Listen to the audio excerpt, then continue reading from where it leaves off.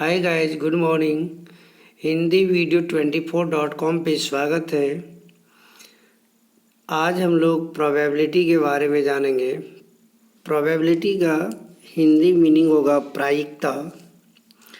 अब इस probability chapters में कुछ टर्म्स हैं जिस टर्म्स के बारे में जानना ज़रूरी होता है। जैसे टर्म्स का नाम है यहाँ पे एक्सपेरिमेंट। तो एक्सपेरिमेंट है क्या?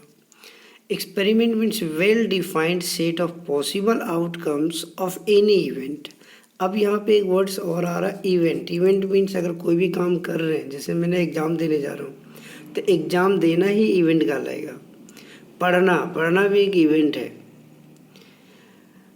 सिक्के को उछालना ये भी इवेंट है। तो कहने का मतलब कि कोई भी काम अगर कर रहे हैं, उस काम का जो टोटल आउटकम्स होगा, उसी टोटल आउटकम्स के सेट को हम लोग एक्सपेरिमेंट कहेंगे। अब इन्हीं सेट को पूरा, जैसे मैं कहूँ कि सिक्के को उछाल रहा हूँ तो सिक्के में क्या क्या आ सकता है, हेड और टेल आएगा। तो यही दोनों क्या है, एक्सपेरिमेंट ही तो है। अब आता है रैंडम एक्सपेरिमेंट। रैंडम मीन्स हम लोग एक कोई फिक्स नहीं, हो सकता है कुछ भी आ जाए। उछाल रहा हूँ लेकिन बट कुछ भी आएगा। जैसे मैंने यहाँ पे लिखा हूँ उसका, the process for which the outcomes can not be predicted with certainty. Means जो हम आउटकम्स पा रहे हैं किसी भी इवेंट को, अगर काम कर रहे हैं और इवेंट अगर हो रही है तो उस इवेंट पे जो आउटकम्स होंगे वो कोई ज़रूरी नहीं कोई फिक्स है कि इसके बाद ये आएगा, इसके बाद ये आएगा। ऐसा नहीं हो सकता। वो रैंडमली कोई भी चीज़ आ सकता है। जैसे हमने एक एग्जाम्पल लेके बता रहा हूँ आपको। एक्सपेरिमेंट है क्या? रोलिंग अ डाइस मीन्स डाइस को रोलिंग करना ही एक्सपेरिमेंट है। और उसको रेंडमली वे में, जैसे 1 आया कभी, फिर दूसरी बार आपका 5 आ गया, तीसरी बार उसको रोलिंग कर रहा हो तो 6 आ रहा है, तो वो रैंडम एक्सपेरिमेंट कहेंगे। मीन्स 1 2 3 4 5 6 ऐसे बढ़ते हुए क्रम में नहीं होगा। ऐसा नहीं कि आप एक बार रोलिंग किया 1 आएगा, फिर दूसरी बार रोलिंग कर रहे हो 2 आएगा, फिर तीसरी बार रोलिंग कर रहे हो 3 आएगा। ऐसा कभी नहीं होता है। तो वहाँ पे क्या कर सकता है, फर्स्ट बार रोलिंग किया तो 1 आया, सेकेंड टाइम में आपने रोलिंग किया डाइस को तो हो सकता है 5 आ गया। मीन्स रैंडमली हुआ क्या? नहीं। इसलिए हम लोग वहाँ बोलेंगे रैंडम एक्सपेरिमेंट। तो प्रायिकता निकालने का या प्रोबेबिलिटी निकालने का एक फॉर्मूला हमने यहाँ पे राइट डाउन कर रहा हूँ। P of E is equal to number of E by number of S। तो आपको ये चीज़ें याद रखना है। प्रोबेबिलिटी ऑफ इवेंट बराबर number of required event divided by number of total outcomes. या तो यहाँ पे ये बोलो P ऑफ E बराबर number of E by number of S को। अब इसको डिटेल से देखते हैं कि ये सारे टर्म्स का मीनिंग क्या है। जैसे मैं यहाँ पे लिखा हूँ नंबर ऑफ E, तो इसका होता है the total number means the number of required outcomes. Required outcomes means अगर मैं डाइस को फेंका तो एक सिंगल डाइस में, जैसे मैं कहूँ यहाँ पे डाइस इस तरह से होगा, डाइस ये होता है। अब इस डाइस में यहाँ पे 1 होगा, यहाँ पे 1, इस वाले सरफेस पे 2, इस वाले सरफेस पे 3, इस वाले सरफेस पे 4 और इस वाले सरफेस फ्रंट वाले में 5 और एक बैक साइड वाले में होगा 6।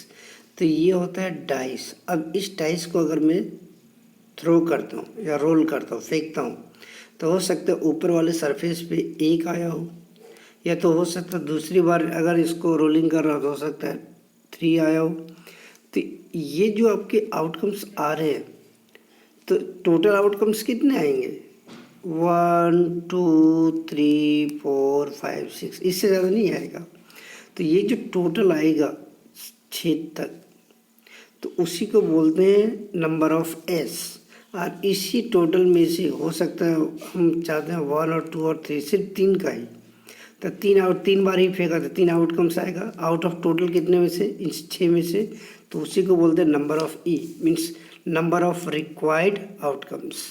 एक और एग्जांपल देखो, जैसे मैंने कॉइन्स ले लेता हूँ। अगर कॉइन्स लेता हूँ, एक सिंगल कॉइन्स को अगर मैं फेंक रहा हूँ तो क्या क्या आ सकता है, आउटकम्स क्या क्या होगा टोटल, ये बताओ। तो टोटल आउटकम्स होगा हेड, टेल, और कुछ हो सकता है क्या? नहीं। तो इस 1 और 1 2 टोटल कितने मिले? 2। तो इसी को बोलते हैं नंबर ऑफ S। ठीक है, 2 मिले। अब कहते हैं कि हमको सिर्फ एक ही बार टॉस करना है, तब वहाँ पे प्रीफर्ड आएगा आउटकम्स, ऐसे नहीं कि दोनों आ जाएगा। तो उसी को बोलते हैं नंबर ऑफ ई। एक बार फेंका तो या तो हेड आएगा या तो आपको टेल आएगा, मीन्स एक ही आएगा नंबर ऑफ ई, ज़्यादा तो होगा नहीं, एक होगा, या तो हेड होगा या तो टेल होगा। तो हेड आया तो ठीक है, एक हुआ, टेल आया तो एक हुआ, तो इसी को बोलते हैं नंबर ऑफ ई। तो नंबर ऑफ ई और नंबर ऑफ एस पता चल गया। नंबर ऑफ एस आप क्या कहोगे, जितने टोटल आउटकम्स बनेंगे। जैसे एग्जाम देने जा रहे हो तो एग्जाम का क्या क्या हो सकता है, पास होगा, फेल होगा, दो ही चीज़ें होगा, तो वो दोनों नंबर ऑफ एस कहलाएगा। अब एग्जाम देने के बाद जो रिजल्ट आया वो पास होगा तो नंबर ऑफ ई हो गया। और उसी इवेंट का, जिस इवेंट का आप निकालना चाह रहे हो प्रोबेबिलिटी, तो प्रोबेबिलिटी निकालने का number of E by number of S कर देना, वही आपको प्रोबेबिलिटी कहलाएगा। अब हम लोग आते हैं इसी को थोड़े डिटेल्स में कुछ और लेते हैं। जैसे कॉइन्स, सिंगल कॉइन्स को हमने देखा हेड और टेल आता था तो दो ही होता था। अगर दो कॉइन्स को एक साथ फेंका जाए तो, जैसे 2 कॉइन्स को फेंक दो आपने, अगर आपने 2 कॉइन्स को फेंका तो इन 2 कॉइन्स का एक साथ फेंक रहा हूँ, एक सिंगल कॉइन ये है और दूसरी कॉइन्स ये है, इसमें भी हेड टेल होता है, इसमें भी हेड टेल होता है, कहने का मतलब यही है ना। तो अब देखो तो दोनों एक साथ फेंका दोनों सिक्के को, तो जो नंबर ऑफ एस मतलब टोटल आउटकम्स क्या क्या आ सकता है, फर्स्ट वाले पे हेड दूसरे वाले पे हेड, एक आउटकम्स ये आ सकता है। फर्स्ट वाले पे हेड दूसरे वाले पे टेल, एक ये आ सकता है। फर्स्ट वाले पे टेल दूसरे वाले पे हेड, एक ये आ सकता है। फर्स्ट वाले पे टेल दूसरे वाले पे टेल आएगा। अब देखो तो 4 बार मैंने फेंक चुका, एक बार और फेंको। अब जब भी फेंकोगे तो देखो इन्हीं चारों में से कोई आएगा, तो पहले वाले पे हेड दूसरे वाले पे टेल, ये देखो तो ऑलरेडी आ चुका है, ये नहीं लेंगे। तो ये टोटल नंबर ऑफ एस कितने मिले, 4। अब जब हम थ्रो करेंगे एक बार, तो क्या एक बार फेंकेंगे तो ये चारों आएगा क्या, नहीं, इन चारों में से कोई एक केस होगा। चलो एक बार फेंकने के बाद, एक बार टॉस करने के बाद कोई एक आएगा, हेड हेड आ गया दोनों पर। अब मैं कहता हूँ कि दोनों पे हेड हेड आने का ही प्रोबेबिलिटी कितना होगा, तो एक मिला आपका, एक नंबर ऑफ ई, और नंबर ऑफ एस कितना है, 4, तो ये कहलाएगा प्रोबेबिलिटी। ठीक है, तो यहाँ पे अब हम लोग को जानना सबसे ज़रूरी बात है कि जो नंबर ऑफ एस है ये अगर आपको पता है तो उन्हीं में से नंबर ऑफ ई आएगा फेंकने के बाद। तो जब नंबर ऑफ ई भी पता चल रहा है, नंबर ऑफ एस भी पता चल रहा है, दोनों को एक दूसरे को डिवाइड किया तो प्रोबेबिलिटी मिल गया। अब प्रोबेबिलिटी निकालना बहुत आसान हो गया। तो दुनिया में तो बहुत सारे इवेंट्स, जो भी काम होता है इवेंट ही तो है, तो सारे इवेंट के बारे में नहीं पूछा जाता एग्जाम में, कुछ गिने चुने इवेंट्स है जिसके बारे में पूछा जाएगा, तो उसका डिटेल इन्फॉर्मेशन आपको जानना जरूरी है।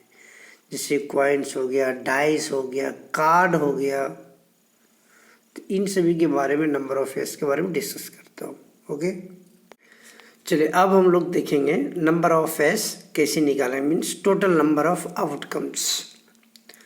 क्यों, क्योंकि प्रोबेबिलिटी ऑफ इवेंट बराबर हमने आपको बताया कि नंबर ऑफ ई होता है और नंबर ऑफ एस होता है। इसी यहाँ टोटल आउटकम्स होता है, और उसी टोटल आउटकम्स में यहाँ से जितने बार फेंकेंगे वो आउटकम्स यहाँ मिलेगा, दोनों को डिवाइड करेंगे तो प्रोबेबिलिटी मिल जाएगा। तो नंबर ऑफ एस सबसे पहले हम लोग सीखेंगे किसका, कॉइन्स का।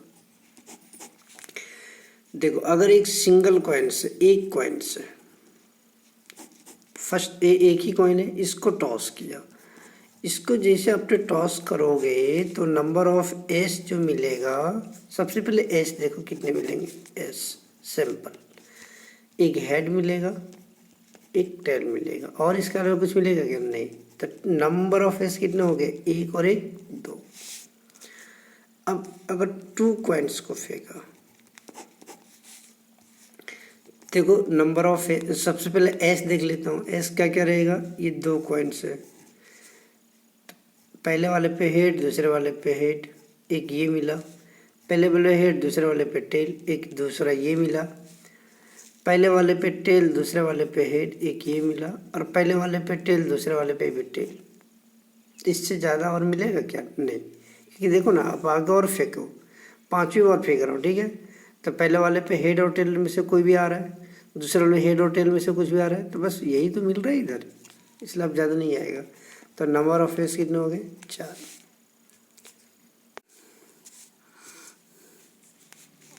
3 कॉइन्स को फेंका तो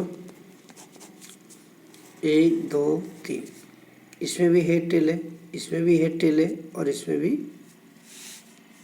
हेड टेल है।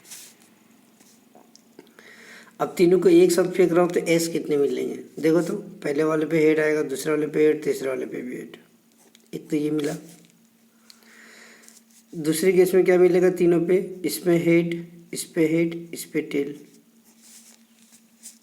इस पे टेल आ गया। और क्या मिलेगा? पहले वाले पे हेड, दूसरे वाले पे टेल, और इस पे हेड। और क्या मिलेगा?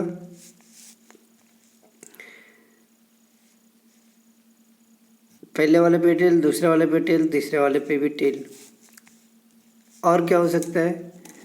पहले वाले पर टेल आया, दूसरे वाले पे टेल आया, तीसरे वाले पे हेड आया, भी हो गया। और क्या पॉसिबल हो सकता है? कितनी बार फेंक चुका? 5 बार। चलो एक बार और हमने फेंकने जा रहा हूँ। तो अब यहाँ पे क्या मिलेगा? पहले वाले पे टेल, दूसरे वाले पे हेड, तीसरे वाले पे टेल। कितने हो गए? 1 2 3 4 5 6। और कुछ आ सकता है क्या? बिल्कुल। अब देखो, दोनों पे हेड, दोनों पे टेल आ चुका है। अब यहाँ पे दोनों पे टेल अगर मैं रखूँ, क्या मिलेगा? तो यहाँ तक अभी हमने देख चुका हूँ। अब देखो यहाँ पे पहले वाले पे हेड, दूसरे वाले पे टेल, तीसरे वाले पे टेल। ये तो पहले वाले पे टेल, दूसरे वाले पे हेड, तीसरे वाले पे हेड। तो टोटल आउटकम्स कितने हुए? 1 2 3 4 5 6 7 8। तो हम ये कहेंगे कि जो नंबर ऑफ एस है वो टोटल कितना मिला? 8 मिला। तो एक चीज़ गौर किया गया आपने, जब सिंगल कॉइन्स को फेंका तो 2 मिला, 2 कॉइन्स को फेंका 4 नंबर ऑफ एस मिला, 3 में 8 मिला, 4 में कितने मिलेंगे? तो 2, या 1 फेंका था तो 2 टू द पावर 1, 2 फेंका तो 2 टू द पावर 2, 3 फेंका तो 2 टू द पावर 3। आप कहोगे ये 2 का ही क्यों ले रहे? क्योंकि हमको पता है कि कॉइन्स में जो है हेड और टेल होता है। तो 2 का पावर, एक बार फेंक रहा हो तो 1 2, 1 फेंक रहा हो तो पावर 1, 2 फेंक रहा हो तो पावर 2, 3 फेंक रहा हो तो पावर 3, 4 कॉइन्स को एक साथ फेंक 2 का पावर 4। तो नंबर ऑफ फेस निकालना ईजी हो गया। फॉर्मूला यही कह सकते हैं हम लोग। तब अब यहाँ पे एक फॉर्मूला अगर हम सी देखें तो फॉर्मूला ये हो जाएगा, कॉइन्स के केस में नंबर ऑफ एस निकालेंगे तो 2 टू द पावर n, और ये n क्या है? नंबर ऑफ कॉइन्स, जितने कॉइन्स को हम फेंका करेंगे। ठीक है, जैसे एक कॉइन्स फेंका तो 2 टू द पावर 1 मेरे 2 ही होगा। अगर 2 कॉइन्स को फेंकता हूँ तो 2 टू द पावर 2 में 4 केस मिलेंगे। 3 कॉइन्स को फेंका तो 2 टू द पावर 3 मीन्स 8 मिलेंगे। यही सब चीज़ें तो निकाल चुका, देखो 8 मिला था। तो ये हो गया कॉइन्स के बारे में। अब आते हैं डाइस को। देखो, अगर एक सिंगल डाइस को फेंक रहा हूँ तो डाइस यही होता है। तो 1 2 3 4 5 और बैक साइड 6। तो एस कितने? 1 2 3 4 5 6। तो नंबर ऑफ एस कितने मिल गए? 6 मिल गए सिंगल डाइस में। अब 2 डाइस को एक साथ फेंक रहा हूँ तो एक डाइस ये है और एक डाइस ये है। तो ये 2 डाइस है, तो इस पर भी 1 2 3 4 5 6, 1 2 3 4 5 6। अब दोनों को एक साथ फेंकेंगे तो पहले वाले पे 1, दूसरे वाले पे 1, पहले वाले पे 1, दूसरे वाले पे 2, पहले वाले पे 1, दूसरे वाले पे 3, पहले वाले पे 1 आएगा। जब इसको फेंकने के बाद 1 आया, दूसरे वाले पे क्या आएगा? 4 मान लो। फिर से फेंक रहा हूँ तो इसको फेंका फिर 1, दूसरे वाले फेंका तो 5, फिर इसको फेंक रहा हूँ एक साथ तो पहले वाले पे 1, दूसरे वाले पे 6, फिर यहाँ पे फेंकूँगा तो अब 1 और 7 नहीं आ सकता क्योंकि 7 है ही नहीं इसके ऊपर। अब पहले वाले पे 2, दूसरे वाले पे 1, फिर पहले वाले पे 2, दूसरे वाले पे 2 हो सकता है। फिर फेंक रहा हूँ तो पहले वाले पे 2, दूसरे वाले पे 3। इस तरीके से अगर देखा जाए तो टोटल आपको कितने मिलेंगे? 36। तो पहले वाले पे 6 1 6 2 6 3 6 4 6 5 और 6 6, इन सभी को काउंट करके देखोगे तो नंबर ऑफ एस 36 मिलेंगे। तो देखो इस तरह से ज़्यादा टाइम टेकन हो रहा है, तो हम लोग क्या करेंगे, एक फॉर्मूला यहाँ पे बनाएंगे हम लोग कैसे निकालना है। तो फॉर्मूला डाइस के लिए हो जाएगा नंबर ऑफ एस बराबर 6 टू द पावर n, और ये n क्या है, नंबर ऑफ डाइस। जैसे एक सिंगल लेते हैं, एक सिंगल डाइस के बारे में बात कर रहे हैं, तो नंबर ऑफ एस निकालना 6 to the power 1 mean 6 case मिलेगा। दो डाइस लेते हैं, 2 डाइसेस, तो नंबर ऑफ एस बराबर 6/2 36, ये जो 36 अभी हमने निकाला। अगर 3 डाइस लेंगे तो 3 तक तो पूछता है ही नहीं, उतना मैक्सिमम 2 तक सफिशेंट है। तो ये हो गया डाइस के बारे में। ये लंबी वीडियो होते जा रहा है, इसलिए मैं आज ये चाहता हूँ कि नेक्स्ट क्लास में मीन्स नेक्स्ट पार्ट इसका मैं लाने वाला हूँ।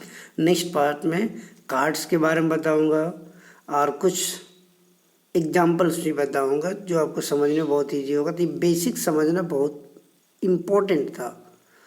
तो अभी तक आपको क्या समझ में आया कि number of E, number of S क्या है, मीन्स टोटल आउटकम्स, मतलब नंबर ऑफ एस, उस टोटल आउटकम्स में से जिस आउटकम का प्रोबेबिलिटी निकालना है तो वो नंबर ऑफ ई, और पी ऑफ ई बराबर प्रोबेबिलिटी ऑफ इवेंट। ठीक है, एक्सपेरिमेंट देख लिया, रैंडम एक्सपेरिमेंट देख लिया क्या होता है, और नंबर ऑफ एस कैसे निकालना था तो कॉइन्स का और डाइस का देख लिया। ठीक है, आज हम लोग इतने करते हैं। Thank you.